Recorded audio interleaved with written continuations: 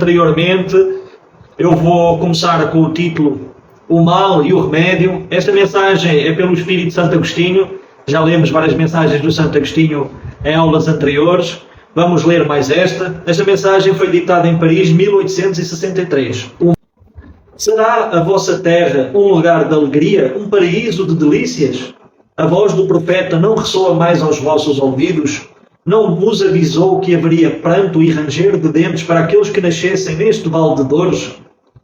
Vós que viestes viver aqui, esperai lágrimas sofridas e amarguras. E quanto mais vossas dores forem agudas e profundas, olhai o céu e bendizei ao Senhor por ter querido vos experimentar. Homens, será que apenas reconhecereis o poder do vosso Mestre quando tiver curado as chagas do vosso corpo e coroado vossos dias de bem-aventurança e alegria?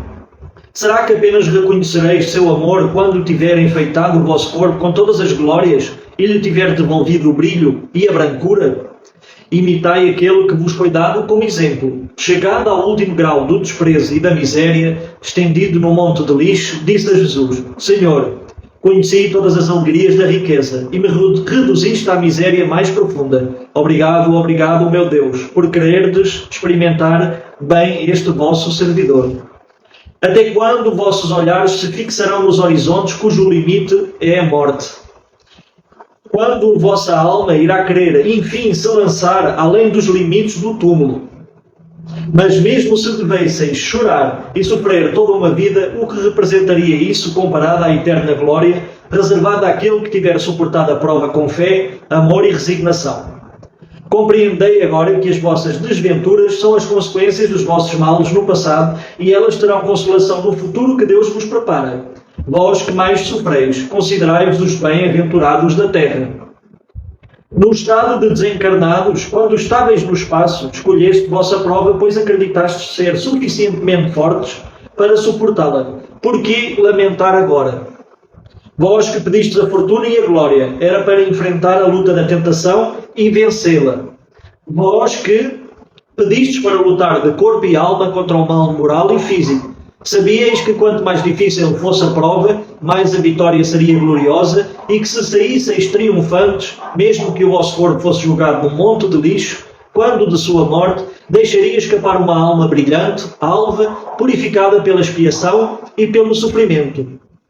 Que remédio receitar aos que são atacados por obsessões cruéis e males dolorosos?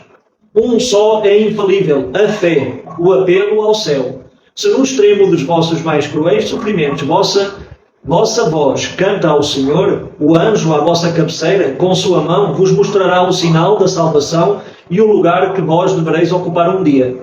A fé é o remédio certo para o sofrimento. Ela sempre mostra os horizontes do infinito, diante dos quais se apagam os poucos dias sombrios do presente. Não pergunteis qual remédio é preciso empregar para curar tal úlcera ou tal chaga, tal tentação ou tal prova. Lembrai-vos de que aquele que crê é forte pela certeza da fé e aquele que duvida um segundo de sua eficiência é punido na hora, pois experimenta no mesmo instante as angústias dolorosas da aflição. O Senhor marcou com o seu selo todos aqueles que creem nele. Cristo vos disse que com a fé removem-se montanhas. Eu vos digo que aquele que sofre e tem a fé como base será colocado sob sua proteção e não sofrerá mais. Os momentos de maior dor serão para ele as primeiras notas da alegria da eternidade. Sua alma se desprenderá de tal modo do seu corpo que, enquanto este estiver morrendo, ela planará nas regiões celestes, cantando com os anjos os hinos de reconhecimento e de glória ao Senhor. Felizes os que sofrem e os que choram, que suas almas se alegrem, pois serão abençoadas por Deus. O título deste texto, O Mal e o Remédio, nos mostra que muitas vezes onde nós vemos o sofrimento que se abate sobre as pessoas, nós achamos que isso é um grande mal, ou pelo menos encaramos dessa maneira, é uma tragédia, é uma desgraça, é um grande mal. Mas o que nós precisamos entender é mudar a perspectiva sobre esses acontecimentos. Muitas vezes essas situações, essas calamidades, essas tragédias, essas desgraças, são o remédio para a alma, são a limpeza, a purificação do próprio espírito, vivendo através da matéria física, da terceira dimensão. E assim, se nós encararmos desse ponto de vista, do ponto de vista da eternidade e da sobrevivência do Espírito, e nós sabemos da justiça de Deus, que nada acontece por acaso, tudo tem a sua razão de ser, tudo obedece a uma determinação de lei de causa e efeito, e muitas das vezes recebemos as situações que cultivamos ou que semeamos em existências passadas, e então, em vez de lamentarmos as desgraças, as tragédias, ou vermos sobre essa perspectiva, que compreendamos que esses acontecimentos são a purificação do Espírito, são a nossa própria purificação, a purificação das pessoas e da própria sociedade, da própria humanidade. Santo Agostinho destaca aqui também outros aspectos muito importantes. O exemplo maior que a doutrina espírita se apoia e sempre fala é o exemplo de Jesus. Jesus foi o avatar divino, o ser mais evoluído que veio à Terra para ensinar aos homens a lei de Deus, como viver em harmonia com as leis de Deus. Ele vem ensinar um roteiro de felicidade, mas nem sempre para o aqui e o agora, mas muitas vezes também para o futuro, para uma vida maior, de maior responsabilidade, de maior conexão com Deus.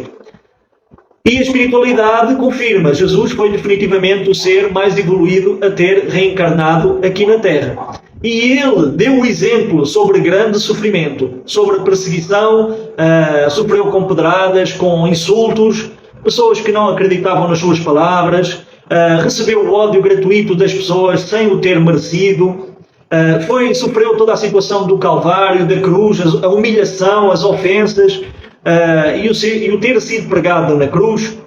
Em nenhum desses momentos Jesus deixou de ter fé em Deus, fé na justiça de Deus e fé no apoio, na solicitude de Deus, o Pai, como ele falava, o Pai Criador. Esse é o grande exemplo para nós. Jesus sofreu essa situação ao extremo para nos ensinar que a dor neste planeta ou nesta terceira dimensão, ela é inevitável, mas o sofrimento é opcional. Podemos, com uma grande fé, suplantar a dor e o sofrimento, pairar acima da dor e do sofrimento, como fazem muitos dos yogis, que alcançam um estado de conexão com o divino, com Deus, que as dores quase é como se só fizessem arranhões, não lhes atingem profundamente no fundo da sua alma. Então também nós, através da fé, podemos suplantar o sofrimento, podemos colocar acima dele e não nos deixar ser dominados pelo sofrimento, pelas situações menos agradáveis que possam acontecer em nossa existência. Nunca devemos perder a fé, porque se duvidarmos nem que seja um segundo só, já recai sobre nós todas as trevas da dúvida e do desespero e da falta de esperança. Então que cada um cultive no seu íntimo a fé e essa certeza de que Deus está sempre connosco, que se certos sofrimentos vierem até nós, que nós tenhamos a fé para consegui-los suplantar. Jesus deu sempre esse exemplo, o exemplo de devoção. Ou seja, como ele nas próprias palavras que ele falou, eu venci o mundo. Ou seja, ele se colocou acima das seduções e das maldades do mundo. Ele não deixou que as seduções, a dor e a maldade do mundo lhe envenenassem a sua própria alma. Tanto que, pregado na cruz, ele perdoou aqueles que lhe causaram aquele sofrimento, nunca lhes desejando o mal e mostrando, dando o exemplo às pessoas de como podem agir. É por isso que Jesus, ao desencarnar, mesmo antes, quando já estava pregado na cruz, ele já pairava em espírito por cima do seu corpo. O desprendimento da alma em relação às coisas terrenas. Ou seja, a alma tão evoluída, compreendendo que aquelas pessoas que lhe causaram todo aquele sofrimento eram apenas ignorantes, crianças espirituais, pessoas revoltadas, pessoas sendo conduzidas por maus sentimentos. Ele não se deixou envenenar por esses maus sentimentos, por essas revoltas das pessoas, por essa inferioridade espiritual, e continuou ali pleno e sublime, pairando acima do sofrimento para se libertar rapidamente do corpo físico e desfrutar da aventura espiritual. Então, por maior que sejam as nossas dores ou as dores que se abaterão acima da humanidade, tudo isso vem para nos ensinar e para nos purificar o nosso espírito, porque só purificando o nosso espírito, o veículo que a doutrina espírita fala, dá o nome de perispírito, alguns conhecem por corpo astral ou corpo emocional, o corpo das emoções. É preciso que ele crie a brancura, a leveza, a vibração elevada, para que nós possamos habitar no futuro as dimensões superiores, as dimensões onde existe uma vida mais evoluída, onde não existem as misérias nem as tristezas que existem aqui na terceira dimensão. Então precisamos dessa brancura para podermos entrar no banquete nupcial, como é contado por Jesus numa das suas parábolas, que só entra no banquete nupcial quem tem a vestimenta, e essa vestimenta é o perispírito purificado, irradiando luz, sem manchas, manchas do crime, manchas da vaidade, manchas da revolta, manchas de tudo que possa, dos crimes e todos os sentimentos inferiores. Então todos esses acontecimentos no mundo têm o seu propósito de purificação. Que tenhamos sempre em mente esse exemplo de Jesus e desses homens santos que a história nos trouxe ao conhecimento até agora, que mesmo sobre grandes sofrimentos, com muita fé e com muita devoção, pairaram acima da dor e não se deixaram dominar pela dor, pelo desespero, pela revolta, pelos sentimentos negativos. Total confiança no divino, total confiança em Deus, e é isso que nós precisamos para as nossas existências.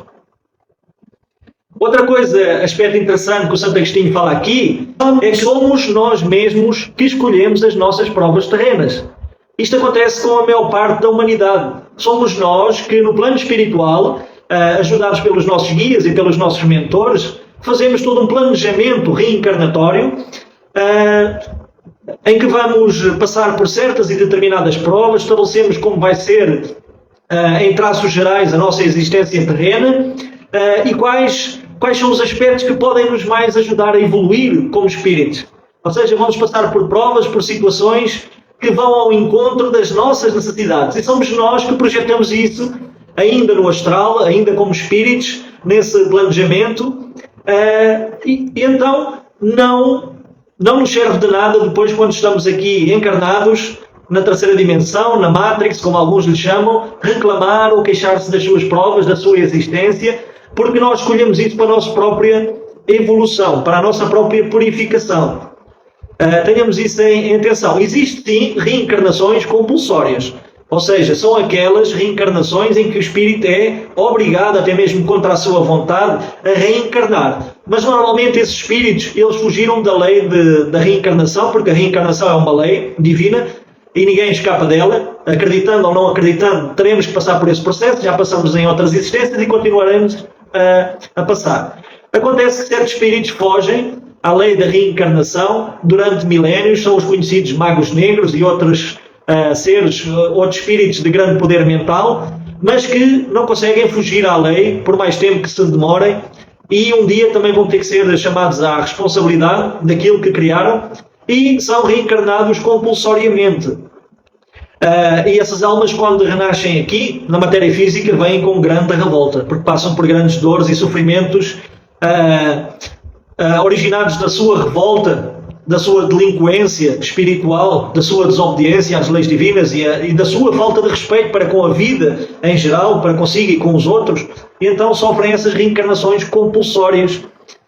Mas a maior parte de nós escolhe o tipo de reencarnação, dentro de certas condições. A Santo Agostinho também fala aqui das obsessões cruéis e desses males dolorosos, ou seja, são aquelas perseguições invisíveis, são os nossos credores do passado. São espíritos que muitas vezes têm algo contra nós, querem nos cobrar de algo. Muitas das vezes acontece que a pessoa encarnada prejudicou mesmo seriamente esse espírito em existências passadas, e muitas vezes esse espírito vem cobrar ou vem desejar vingança, e então persegue, tenta fazer com que a pessoa se suicide, é frequente, tentam fazer com que a pessoa encarnada aqui não prospere, que a sua vida corra mal, mas entendam que existe uma sintonia entre aquele que é obsediado, ou seja, o encarnado, e entre aquele que é o obsessor, que é o espírito perseguidor.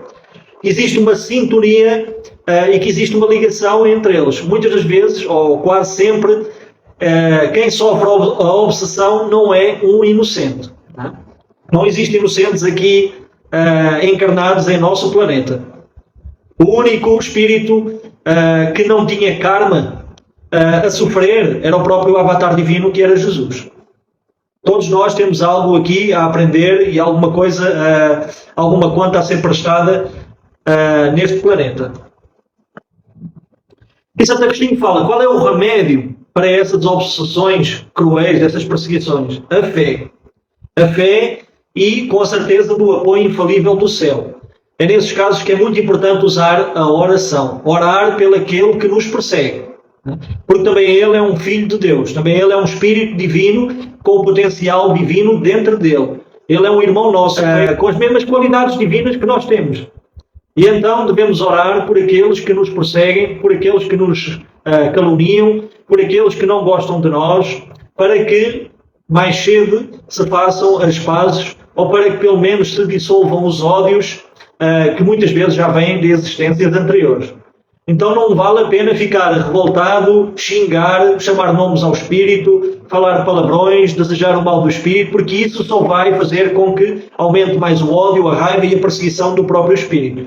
Então é necessário que haja o perdão da nossa parte, pedindo desculpas a esse espírito ou a esses espíritos que nos perseguem. No caso de nós termos prejudicado esse ou esses espíritos, pedir perdão a essas almas com sinceridade de coração, para que se dissolvam as raivas e os ódios e as perseguições.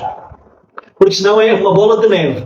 É o encarnar sentindo raiva ou ódio do espírito obsessor, e o espírito obsessor alimentando também a raiva e o ódio, e cada vez vão estar mais imantados. Vão estar cada vez mais ligados, não pelo amor, mas pelo ódio. E acabará por ser doloroso tanto para um como para outros. Então, tenhamos a humildade de reconhecer que nós talvez possamos ter feito coisas não muito boas em existências passadas. Ninguém aqui na Terra é santo.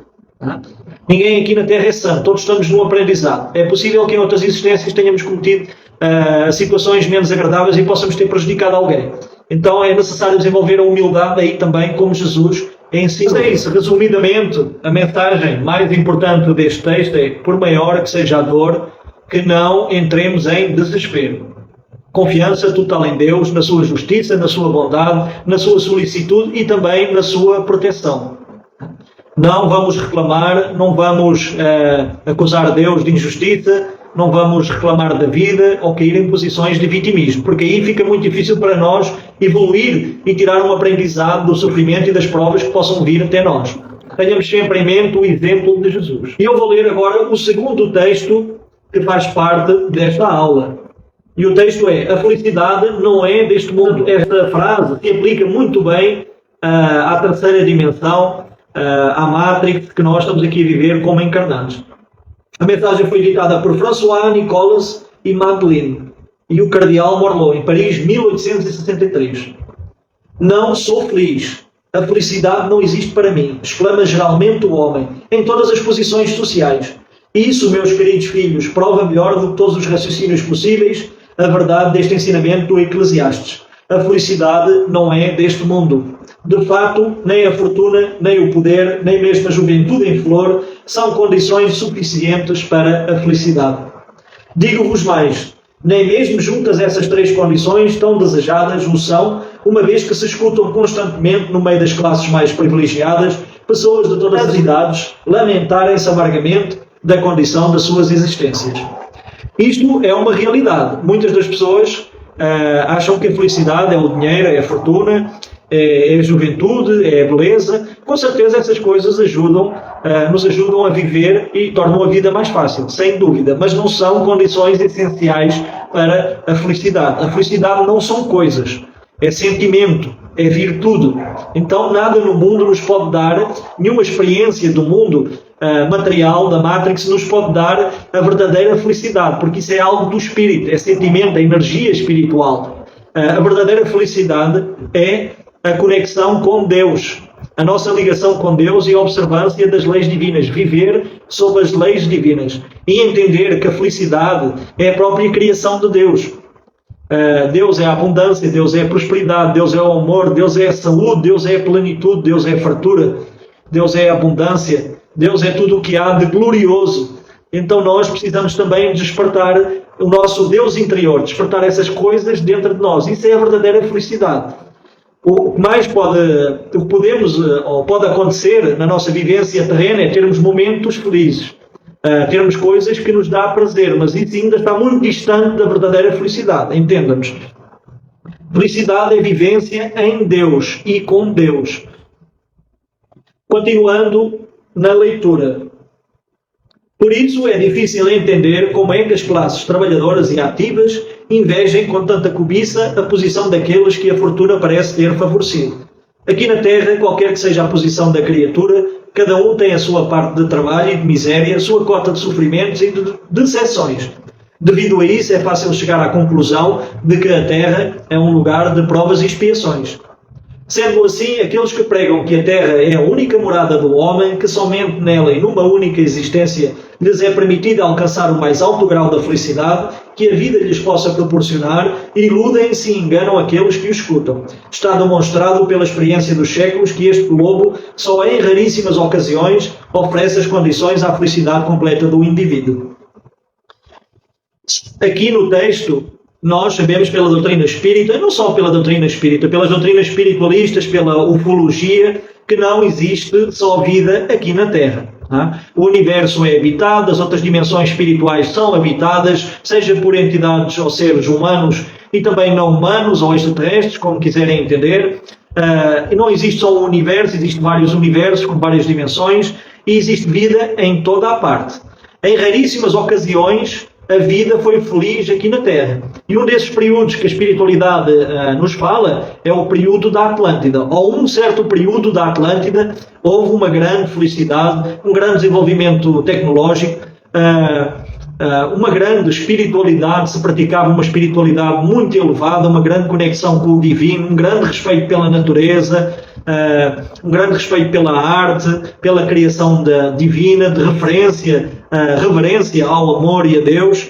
Mas esse foi um período de alguns milénios antes de haver a queda do continente da Atlântida.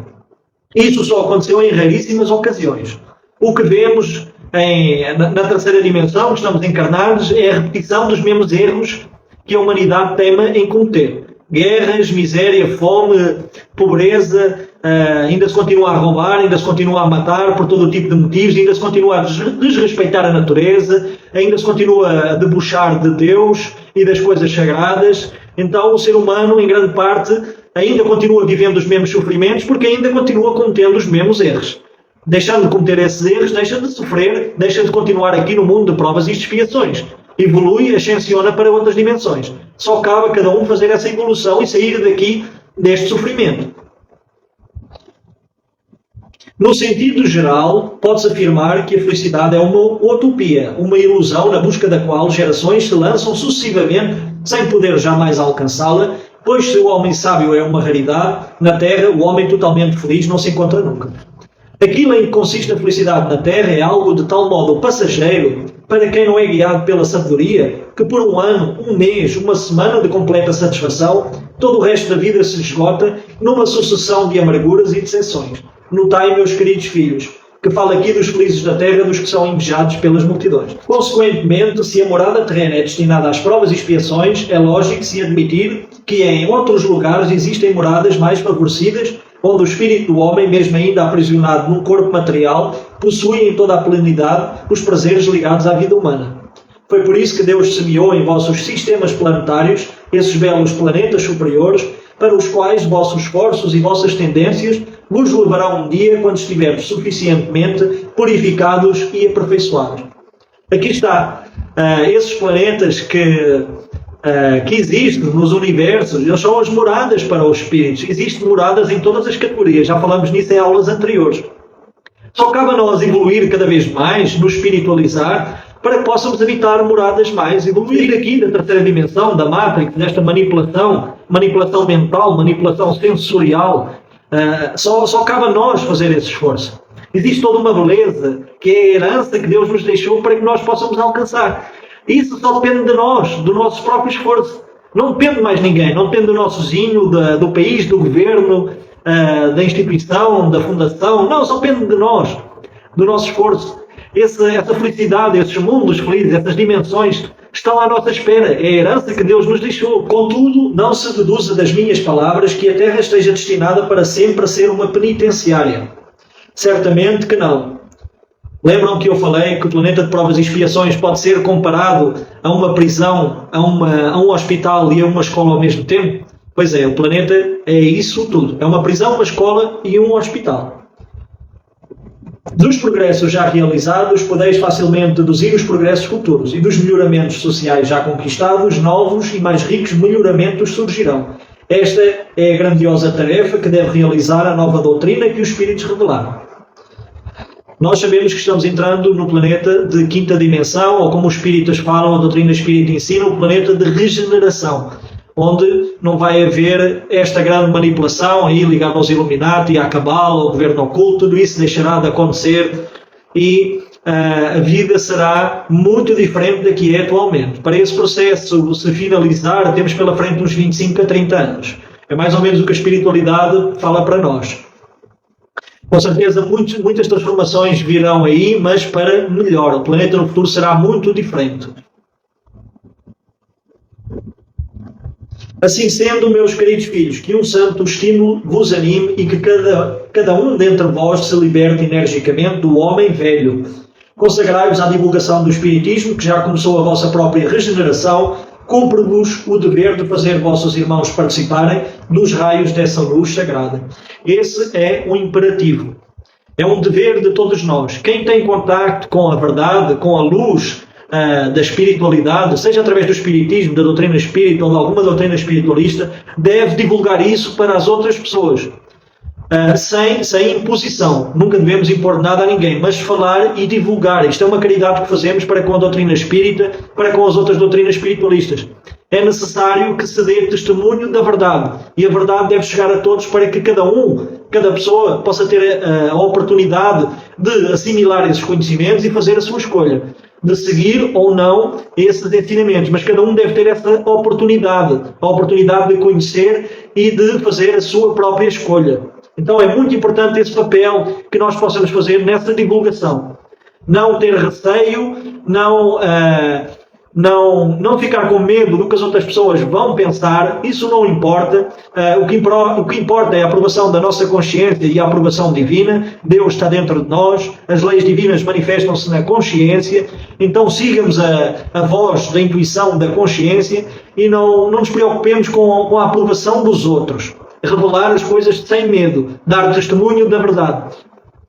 Aquele que é da verdade não teme as opiniões, nem o mal olhado, nem todos aqueles que possam ser contrários a essa mensagem. Segue tranquilo, como Jesus ensinou. Jesus também tinha os seus opositores e não perdia tempo com eles. Divulgava as mensagens, quem queria aceitar, aceita. Quem não quer, continua o seu caminho. E é isso.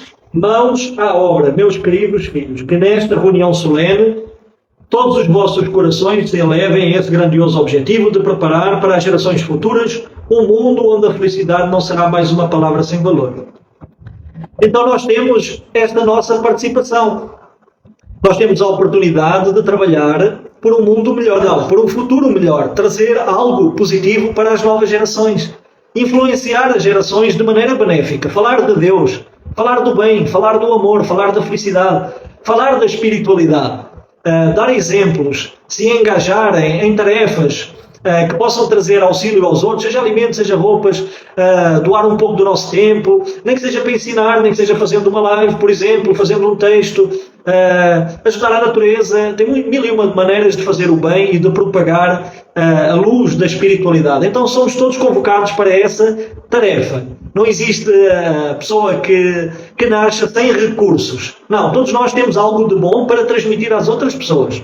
É só olharmos para dentro de nós e verificarmos, olha, no que é que eu tenho jeito para fazer? Onde é que eu posso ajudar? Será que eu tenho tempo livre? Será que eu posso doar um pouco do meu dinheiro? Será que eu posso me dedicar a alguma causa? Não é?